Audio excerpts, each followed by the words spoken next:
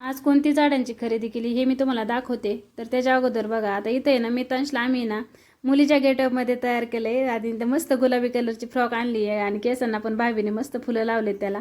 तर बघा, आता आम्हाला सगळ्यांना त्याचं असं छानसं फोटोशूट करायचं होतं आता. पण आता कसं झालं आहे ना की त्याला ती फ्रॉक घातली म्हणून की काय, आणि तसाही तो काही शांत नाही, एका जागेवर एक मिनिटसुद्धा बसत नाही. आता इथं आहे ना शिवबरोबर त्याची मस्ती चालली ना, तोपर्यंत मी व्हिडिओ काढला आणि ऋतुजाने त्याचे पटापट फोटो काढून घेतले. तरी आमची सगळ्यांची कसरत चालू होती इथं फोटो काढायची.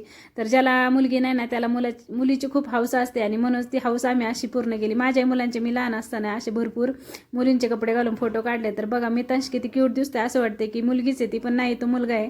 तर बघा, त्याच्यानंतर ना आमची इथे ना आली होती झाडं विकायला. तर अशी ना दारावर झाडं कधी येत नाही, आज पहिल्यांदाच आमच्याकडे झाडांची गाडी आली होती. तर वरूनच पाहिलं मी गॅलरीतून. तर मला असं वाटलं की काय माहिती, झाडं पाहिली की माझं स्वतःवर ताबा राहत नाही आणि मी खाली गेले आणि सगळी झाडं फिरून पाहिली, हे कशाचं ते कशाचं विचारलं. पण जास्तीत जास्त यांच्याकडे ना गुलाबच होते आणि कुंड्या पण होत्या विकायला त्यांच्याकडे. पण ऑलरेडी माझ्याकडे कुंड्या होत्या, त्याच्यामुळे म्हटलं कुंड्या रिकाम्या पडल्यात आणि झाडं पण नशिबाने दारात चालून आलेत. तर चला झाडांची खरेदी करूया. तर मी तुम्हाला दाखवते पुढे काय काय झाडे घेतले. त्याच्या अगोदर बघा, आता हे काका आहे ना मला सांगत होते की 120ची 2, पण मी त्यांच्याकडून 100ची 2 घेतली. तर हे गुलाबी कलरचं आणि ते केसरी कलरचे दोन्ही पण गुलाबच घेतलेत आणि मस्त लावलेत. माझ्याकडे कुंड्या ऑलरेडी होत्या. आणि त्याच्यानंतर ही माझी झाड आहे ना पहिलीची. चला मग व्हिडिओ ते सेंड करते. Bye bye.